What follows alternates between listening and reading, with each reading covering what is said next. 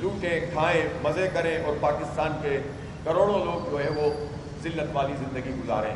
اس کے لیے حکومت کی طرف سے جب تک واضح اور متعین طور پر چیز نہیں ہوگی، اور ہم مذاکرات میں یہی چاہتے ہیں کہ یہ چیز بالکل واضح اور متعین طور پر سامنے آئے.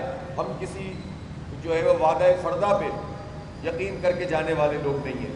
ہم سمجھتے ہیں کہ یہ آئی پی پی والا مسئلہ 100% ایڈریس ہونا چاہیے تاکہ چند ماہ میں پاکستان کے عوام کو ریلیف ملنا شروع ہو جائے اور پاکستان کی معیشت کچھ چل پڑے.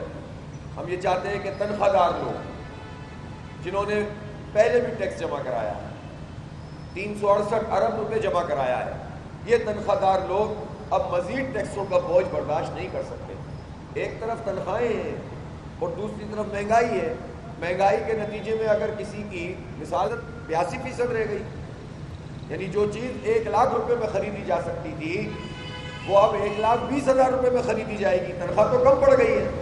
پھر اس کے بعد آپ ٹیکس مزید بڑھا دیں جتنا پہلے اس نے دیا تھا، تو آپ سوچ سکتے ہیں کہ اس تنخواہ کی حیثیت رہ کیا گئی اب. تو یہ تو کسی صورت قبول نہیں کیا جائے گا کہ آپ جو پہلے سے ٹیکس دے رہا ہے وہ مہنگائی کا بوجھ بھی برداشت کرے، وہ انڈائریکٹ ٹیکسز بھی ادا کرے. بجلی کے اوپر ٹیکس ہو، گیس کے اوپر ٹیکس ہو، آٹا چینی دال پہ ٹیکس لگا دیا، اسٹیشنری پہ ٹیکس لگا دیا، ہر چیز کے اوپر ٹیکس ادا کرے اور پھر ڈائریکٹ ٹیکس بھی اس سے مزید وصول کیا جائے. تو یہ مڈل کلاس لوگ، یہ سفید پوش لوگ کہاں جائیں گے؟ یہ خود چاہتے ہیں کہ لوگ کیا کرپشن شروع کر دیں، لوٹ مار شروع کر دیں، ڈاکو بن جائیں. سارے ڈاکو بھی نہیں بن سکتے. کہاں جائیں گے یہ سارے کے سارے لوگ؟ اس لیے قوم کو اس کام پہ نہ لگاؤ، نوجوانوں کے لیے راستے بناؤ، ورنہ یہ نوجوان یہ فرسٹریٹ ہو گئے تو پھر انارکی ہوگی، فساد ہوگا، کسی سے نہیں سنبھلے گا. جماعت اسلامی کا یہ دھرنا یہ پرامن دھرنا ہے اور ہم نے اب تک حالات کو پوری طریقے سے کنٹرول میں رکھا ہے. اور اس لیے کنٹرول میں رکھا ہے کہ پاکستان کسی بھی نئے فساد انتشار کا متحمل نہیں ہو سکتا. پہلے ہی حالات بہت خراب ہیں، پہلے ہی ہمارے ہاں انسرجنسیز موجود ہیں، پہلے ہی یہاں پر جو ہے وہ لوگوں میں غم و غصہ پایا جاتا ہے. حکومت، اداروں اور عوام کے درمیان یہ گیپ بڑھتا چلا جا رہا ہے اور یہ گیپ جتنا بڑھتا ہے اتنا ہی فساد پھیلتا ہے. تو ہم مزید کسی ایسی چیز میں لوگوں کو مبتلا نہیں کرنا چاہتے، لیکن حکومت یہ سمجھے کہ یہ ہماری کمزوری ہے کہ ہم بیٹھے ہوئے ہیں بس اور وہ جو چاہے کرتے رہیں، تو ایسا نہیں. کہ آج 14واں دن ہے اس دھرنے کا. ہمارے مطالبات بہت واضح ہیں. آئی پی پیز کو لگام دو، اس کا پورا اثر بجلی کے بلوں میں لاؤ، تنخواہ دار کے ٹیرف کو کم کرو، بڑے جاگیردار اور جو لینڈ ہولڈنگز ہیں ان کے اوپر ٹیکس لگاؤ. پاکستان میں اس طبقے کو کیوں استثناء حاصل ہے؟ ایک غریب تو اپنے موبائل کے کارڈ میں ٹیکس ادا کرے، لیکن بڑی بڑی جاگیروں والے اگر ٹیکس ادا نہ کریں تو پھر کیسے چلے گا ملک؟ تنخواہ دار 368 ارب روپے دے، انکم ٹیکس کے جاگیردار 5 ارب روپے جمع کرائے پورے پاکستان میں.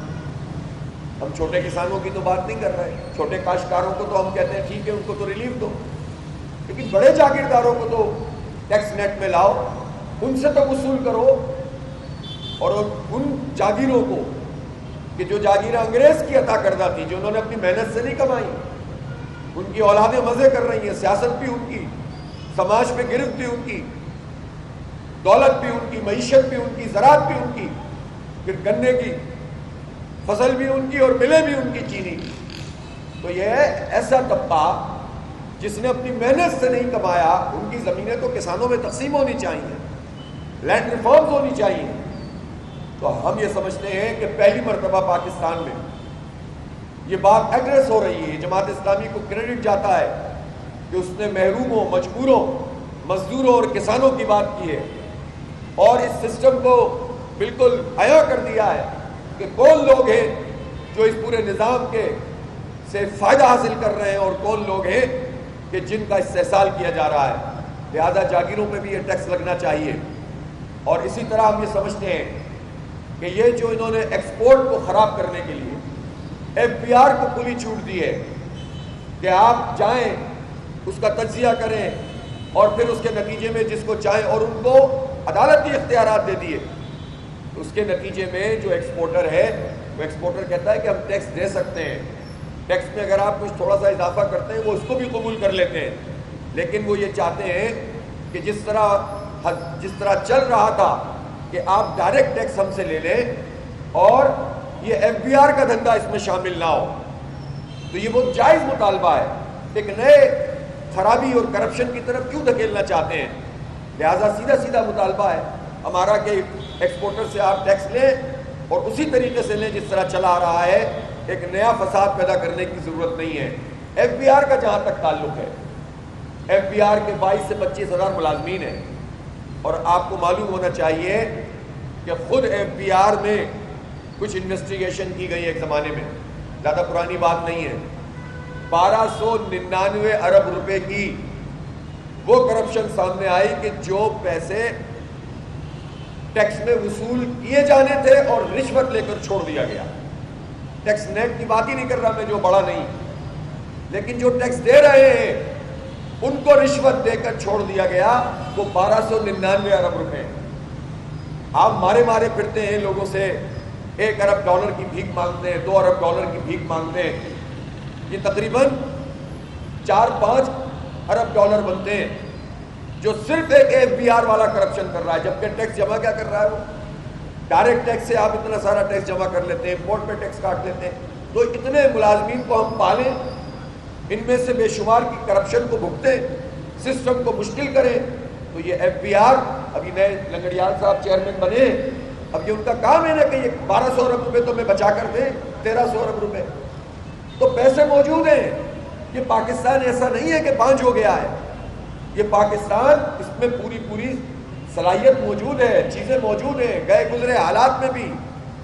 لیکن اگر سب لوٹ مار کرتے رہیں گے اور سارا بوجھ عوام پہ ڈالتے رہیں گے، یعنی ایک محکمے کی کرپشن اگر ختم ہو تو پاکستان کے یہ بجلی کے بل کتنے کم ہو سکتے ہیں. لیکن یہ کام کرنے کے لیے حکومت تیار نہیں ہوگی، اور اس کا سبب یہ ہے کہ یہ بھی ایک پوری نیٹ ورکنگ ہوتی ہے. کوئی ادارہ اور ادارے کا کوئی آدمی اکیلا نہیں کھا رہا ہوتا. اکیلا کھانے والا تو جلدی پکڑا جاتا ہے، لیکن جب پورا کا پورا سسٹم بنا ہوا ہوتا ہے، نیچے سے اوپر تک کا، اوپر سے اور اوپر تک کا، اور اوپر سے اور اوپر تک کا، تب جا کر یہ مسئلہ جو ہے یہ ہوتا ہے کہ یہ پورا ایک جال بن جاتا ہے. اور یہ جال پورے پاکستان کو برباد کر رہا ہے. یہ تو ایک محکمہ ہے، آپ جس محکمے کو اٹھا کر دیکھیں اس میں یہ کرپشن نظر آتی ہے. تو آپ گورننس اچھی نہ کریں، کرپشن ختم نہ کریں، آئی پی پیز کا پیٹ پالتے رہیں، ان کو فراہم کرتے رہیں، اور کہیں کہ ہم بجلی کے بل کم نہیں کر سکتے، ہم تنخواہ دار کا ٹیکس کم نہیں کر سکتے، تو پھر کیسے بات بنے گی؟ لہٰذا ہمارا دھرنا یہاں موجود ہے. آج یہ دھرنا انشاءاللہ ایک بڑے جلسہ عام کی صورت میں ہوگا. مارچ بھی کریں گے اور جلسہ عام بھی کریں گے.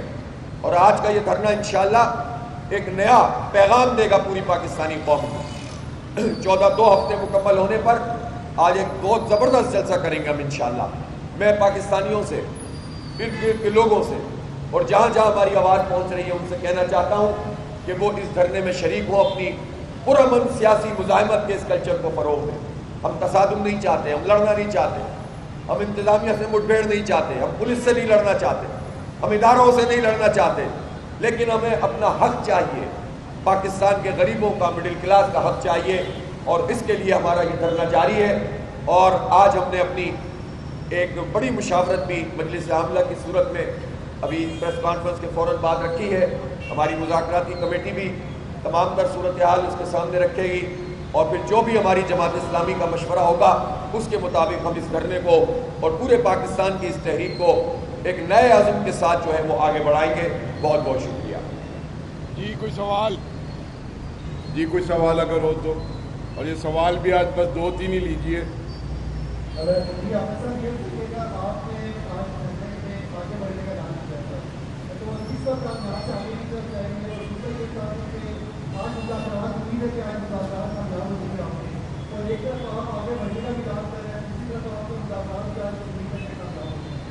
بات یہ ہے کہ ہم نے تو پہلے ہی کہا ہے کہ ہم کوئی بھی ایسا کام نہیں کرنا چاہتے جو آئین اور قانون سے ماورا ہو، قانون کو ہاتھ میں لینے والا ہو. یہ ہمارا حق ہے کہ ہم کبھی مارچ کریں، کبھی واک کریں، کبھی آگے بڑھیں، کبھی پیچھے ہٹیں، پرامن طریقے سے موجود رہیں. ایک گملہ نہیں ٹوٹا یہاں، ایک پتھر نہیں پڑا کسی پر. الحمدللہ اللہ کی ذات سب سے بڑی ہے. یہ جماعت اسلامی ہے، یہاں کسی کو کوئی تکلیف نہیں ہے، بازار کے لوگوں کی سیل بڑھ گئی ہے اور لوگ جو ہیں وہ مطمئن ہیں، اس لیے کہ سب کی آواز ہے۔ ذرا کوئی تکلیف محسوس بھی کر رہا ہے تو یہ سمجھتا ہے کہ یہ چھوٹی تکلیف ہے، جس تکلیف میں ان لوگوں نے مبتلا کیا ہوا ہے حکمرانوں نے، وہ بہت بڑی تکلیف ہے۔ تو اس لیے جماعت اسلامی کا مارچ ہو یا جماعت اسلامی کا دھرنا ہو، جماعت اسلامی کا جلسہ ہو یا واک ہو، یہ سب چیزیں پرامن طریقے سے ہوتی ہیں، اس لیے حکومت کو اس پہ کوئی اعتراض کرنا ہی نہیں چاہیے۔ ہم بھی، لیکن ماحول سے کچھ نہیں ہوتا، اقدام ہونا چاہیے اور چیزوں کو لاک ہونا چاہیے۔ تو اس کے لیے ہم پوری کوشش کر رہے ہیں اور میرا خیال ہے کہ اب حکومت کو بھی مان جانا چاہیے، اور ہماری کوئی ضد نہیں ہے، ہمیں ذات کا کوئی فائدہ نہیں ہے، پارٹی کا کوئی ایجنڈا نہیں ہے، ہم کوئی ایسا مطالبہ تو لے کر آئے نہیں کہ ہماری پارٹی کو یہ ریلیف دے دو، ہمارا یہ مقدمہ ختم کر دو، ہمیں جیل سے رہا کر دو، یہ تو ہمارا ایجنڈا نہیں ہے نا۔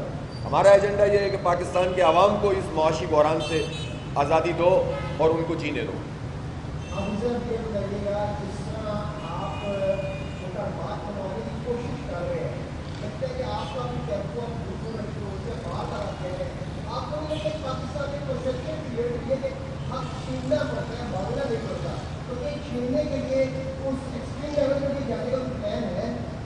بھائی حق دے دیں تو پھر چھیننے کی ضرورت کیا ہے؟ ہم تو یہی چاہتے ہیں کہ حق مانگنے آئیں، خیرات مانگنے تو نہیں آئے۔ تو جب یہ طریقے سے نہیں مانیں گے تو پھر حکمت عملی بنائی جائے گی اس کے بھی۔ ظاہر ہے کہ یہ تو انڈرسٹوڈ بات ہے نا، آپ یہ تو نہیں کر سکتے کہ آپ کو کوئی تھپڑ مارے آپ دوسرا گال پیش کریں، پھر مارے پھر تیسرا گال پیش کریں، اور آپ کہیں کہ جناب تھپڑ مارنے والوں کی تعداد بڑھا دو، ہمارے پاس وقت کم ہے۔ یہ تو نہیں چلے گا نا، پاکستانی قوم کتنا برداشت کرے گی؟ اور یہ بات اب حکمرانوں کو سمجھ لینی چاہیے۔ بہت شکریہ۔